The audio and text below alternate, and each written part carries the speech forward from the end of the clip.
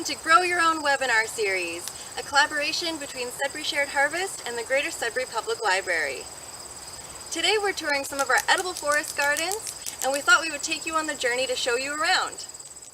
So today we're going to be focusing on pollinators and pollinator plants. So pollination is so important, especially when it comes to producing fruit.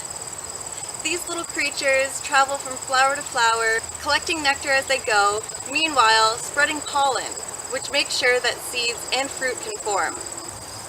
So for this reason and so many others, pollinators deserve our protection. Stay tuned for a surprise segment where we turn it over to one of our favorite local pollinator enthusiasts. Here are some pollinator plants we know and love. So this is a hosta. Its tubular flowers attracts pollinators such as bees and hummingbirds. The plant originates from Northeast Asia, and it prefers shade to partial shade, and also it blooms from summer into fall. This is the red clover. Some call it the purple clover. It is a herbaceous species, part of the bean family. They are native to Ontario, Canada. You can harvest by plucking off the flower head and the top leaves. Their pollinators are bees, most commonly bumblebees, butterflies, and hummingbirds. So this is bee balm, also known as wild bergamot, and this is a perennial plant that's native to North America. We have bee balm planted in our edible forest gardens mainly for its amazing ability to attract pollinators. Because of its bright pink, extremely fragrant, amazing smelling flowers, the bees, butterflies, moths, and hummingbirds love this plant. It's also a member of the mint family, and the leaves and the flowers are edible. They're also great for making tasty tea that's extremely similar to the Earl Grey tea that we find in stores. Yum! Another thing about bee balm, if you're thinking about planting it in your home garden, it prefers full sun to part shade, and it really likes space to breathe, otherwise it could get powdery mildew. Also, it flowers from mid-July to late summer, making it amazing for your pollinator garden. This is creeping thyme. It is a herb, part of the mint family. It is strongly scented. It's very herbal and lemony. Some are lilac, pink, purple, magenta, or white. Bees are attracted to the colorful, scented thyme. They like dry to medium moisture soil, well drained, and full sun. So our next plant is oregano. Oregano is a perennial herb with purple or white flowers originally native to the Mediterranean and Western Asia. It is an essential plant for a pollinator garden, attracting many different types of insects, including insects beneficial to the ecosystem, such as bees and lacewings. It prefers a sunny, hot, dry climate with well-drained soil, but it can survive wet periods and some shade. It can act as a pest repellent in gardens, as the strong scent of the oregano keeps animals away from the other edible crops that surround it. Its oil has been used medicinally for many years to help lower cholesterol, as a natural antibiotic and antifungal agent, and it is a proven powerful source of antioxidants. This looks like clover, but it's not. It's called yellow wood sorrel or sour grass because of its sour taste. It can be eaten in salads. The leaves can be made into a lemonade tasting drink, and it can even be used to prevent scurvy because it has a lot of vitamin C. Only small quantities should be eaten because it can inhibit the absorption of calcium. The yellow in the name refers to the yellow flower that blooms in late summer in this region and attracts sweet bees and other bees, flower flies, bee flies, and butterflies. To grow this plant, place it in partial shade, and don't worry about the soil because it loves disturbed sites. It only needs 6 inches of room to grow. Another cool thing to try to make with this plant is an orange dye by boiling the entire plant. How cool! These are daylilies, specifically common daylilies. Their habitat is wild along roadsides and abandoned areas. The flowers are orange and showy, which maximizes the visual effects for pollinators, such as butterflies, moths, bees, and in some places bats. They love moist, well-drained soil and full sun. They can be harvested throughout summer months. Shoots, tubers, buds, and flowers are edible. Fun fact, the tubers are a potato substitute. They do have a poisonous look-alike, which is the iris, with slight differences, so be warned. So this flower is called the purple poppy mallow, also known as wine tufts. So these flowers attract pollinators such as bees and also host caterpillars of butterflies and moths which feed on the poppy mallow. This plant originates from U.S. Midwest. Also, it prefers to grow in full sun and in dry, rocky soils. So their peak bloom time is in midsummer, although they will continue to bloom into summer and into the fall. So butterfly milkweed is native to North America and is found in all provinces across Canada. Milkweed can grow up to 6 feet tall and has flowers that range in color from white to deep magenta. Its flowers are known to attract many different types of insects, including beetles, ants, bees, wasps, and butterflies. Milkweed is an essential plant for monarch butterflies as it acts as both a food source and a host plant for the butterflies, who are able to ingest the bitter and poisonous compounds in the milkweed sap. The caterpillars carry the toxins into adulthood, where potential predators quickly learn to avoid the bitter taste of the monarchs. Milkweed is pollinated when an insect goes to drink nectar and their leg slips in through one of the narrow gaps in the center of the flower. In removing their leg, they pull out the long pollen-bearing pouch that attaches itself and stays attached to the insect until it puts it into the center of another flower. These plants require full sun, which means at least 6 to 8 hours a day, and will usually grow in most soil types. Here we have echinacea, its name meaning sea urchin given its structure, but it is also commonly known as coneflower. There are 9 species native to North America that attract flowerflies, bees, and butterflies thanks to its large landing pad and bright color range. The bluish pink attracts the bees, butterflies, and birds. Once the insects land on the pad, they have a lot of great nectar and pollen to feed on. This plant is special to humans because it has medicinal uses that are backed by scientific research. It can help stimulate the immune system, helping you fight off colds and other respiratory tract infections. If you are planning on growing echinacea, it's pretty easy. It needs full to partial sun and is drought tolerant, meaning it grows on many soil types and only needs to be watered when it's younger. Plant it in the fall to have flowers in the spring, but it might only bloom in the second year, so be patient. So this kind of strawberry is called the ever-bearing day-neutral strawberry, and we have this planted in our edible forest gardens for food, to attract pollinators, and as an amazing ground cover. So this type of strawberry is different than the June-bearing variety. It produces fruit in June, but it will also produce again in August all the way until hard frost. Bees such as honeybees and wild bees are the best pollinators of the strawberry flowers by far. So if bees are scarce in your area, your crop will likely suffer. These flowers will bloom from late spring or early summer all the way until fall. This plant is known as crown vetch. It attracts mainly bees such as honeybees, bumblebees, and solitary bees, and it can also be grazed upon by smaller and larger mammals. It is native from Europe, Southwest Asia, and Northern Africa, and is invasive in Northern America. Plant needs full sun and will grow well in poor soils along roads. It flowers in July into August. This is catmint, or catnip. It's a part of the mint family and grows in many parts of the world. When this plant's lavender blue, pink, violet, or white flowers appear in the late spring into early fall, it will attract butterflies, honeybees, and bumblebees. If the honeybees use this pollen to make honey, the honey will be dark and slightly spicy.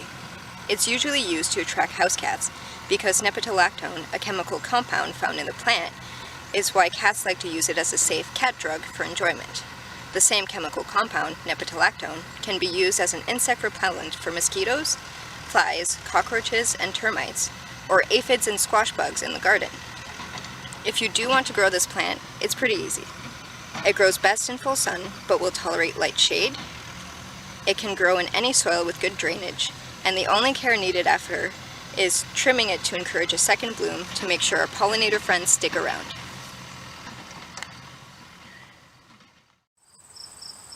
Wow, it seems like bees are really important pollinators for all of these plants. I wonder if we know somebody that could tell us more about these pollinators. Hello, my name is Peter, and I work as a beekeeper. So Peter, how many bees are in a hive? That can vary depending on what time of year it is. Like right now, my estimation is there's probably 20 to 40,000 bees in here. If I crack this all open, each frame would have a whole network of bees working on them. The queen's just going to want to lay those frames with as many eggs as possible. So yeah, the more numbers that they have, the more flower and nectar is being produced, and the stronger the hive's going to be. So even though those numbers seem super high, like more numbers, better hive. So I see that the bees are staying really close to the hive. How far do they usually travel? Well, right now we're kind of just seeing them, hanging outside of the entrance. Bees can travel up to 5 kilometers away from the hive. So even though they're kind of floating around here, they're actually like moving right up into the skyline and then making their way out from there. So yeah, about 5 kilometers is the distance a bee will travel to go find a good food source. Wow, that's a long distance even for me. Yep. So you're saying earlier that there's a queen bee that controls the hive. What happens when the queen bee dies? Queens have the longest lifestyle out of a hive. Because she is the top of the pyramid, they want her to survive the longest. She's the one laying the egg, she's the one kind of making the ground rules for how the hive's going to operate. So when she starts getting a little bit older, the rest of the hive might pick up on that, and they will select a larva to become the new queen. And what they're doing is taking specific pollen and nectar and turning that into what's called royal jelly. And that is a nutrients that just the queen's going to eat, and that will make her a lot larger and be given the proteins to kind of change her anatomy from just a simple larva to that dominant queen, single monarch that will be able to take over the hive, or they'll split from this hive and go form a new colony somewhere else. How does a bee use the pollen after it gathers it from a flower? So honeybees are going after 2 main things, pollen and nectar. For pollen, that is being mainly collected for the young. It's the first thing that the little larvae are eating as soon as they hatch out or are being fed as they're developing. Pollen contains vitamins, nutrients. It's like humans eating our vegetables, whereas honey contains much more carbohydrates. Why do bees make honey? So bees make honey to feed their colony. Honey is amazing in natural sugars. It's extremely healthy for the bees. Clearly they've been doing it for millennia and collecting it that way, and evolved to collect honey that way and produce it. And yeah, it's a food source that is, abundant in nature, and they have worked out the way to take that nectar and turn it into a delicious treat that they can live off of, and that humans can harvest. And as long as we're respectful to the colony, not taking too much, that honey can be enjoyed by humans and the bees. So it's a nice balance. Sounds delicious. I hope I get to try some. Oh, we'll try some for sure. So how do bees communicate with themselves in and outside of the hive? Yeah, interesting. This is one of the coolest things about bees. They use the sun to orientate themselves. So if a worker goes out and they find a good food source, they'll orientate themselves with the sun. They'll come back to the hive and they'll do a little dance to their friends, and depending on which direction they use, they're telling their friends that the sun is this way, and if you go that way, the food source is that way. So it's all about dancing with bees. They use pheromones. Queens give off a lot of pheromones. That's the scent that attracts all the workers to her and makes sure that she's kind of surrounded. They have a couple different sets of eyes, compound eyes, that are, once they're in here, it's total black or darkness in there. So they're using their antenna and their compound eyes to kind of feel their way around. Bees are covered in hair, so they can pick up on movement a lot easier. So if they're rubbing against them, if they're rubbing against their friends, they can kind of communicate through just vibrations. And yeah, it's fascinating. But the dancing, the bee dance is like the coolest way of them communicating. I'm really starting to see why you love bees so much. Yeah, once you get into it just a little bit, like it's pretty fascinating. So how does the type of flower that the bees use affect them and their honey? There's a wide range of flowers that are out growing in Sudbury around the world. All flowers will give off different smells. They'll react differently in light. They'll have different colors. Yellows, bright colors, bees will be attracted to that. So when they're flying around, you know, they're zoning in on those kind of things. Especially a lot of fragrant flowers. That's an easy way for bees to kind of hone in on. They can, it'd be almost like a shark in the water that when it's a little bit breezy out and something's being pollinated or there's lots of scent giving off a flower, they'll pick up on that in the air and zone in on it. So I see that the seasons are starting to change, which means winter is coming, and what happens to the bees? So bees in winter, it's very specific around, well, important around Sudbury too. It gets super cold here. And when the temperature drops to under a certain amount, I think it's 4 degrees, they stay inside their hive. They don't want to go out. It's too cold for them to be flying around. And then in winter, when it gets down to the -Celsius range, the whole hive itself, they almost act the same way as a bear, where they're going into hibernation mode. They're trying to move around as little as possible. They're trying to not use as much, or they're trying to use as little energy as possible. And they'll have honey reserved in the hive that they'll make their way through. That's their storage and their food source for the winter. So this one's a little bit of a tough one.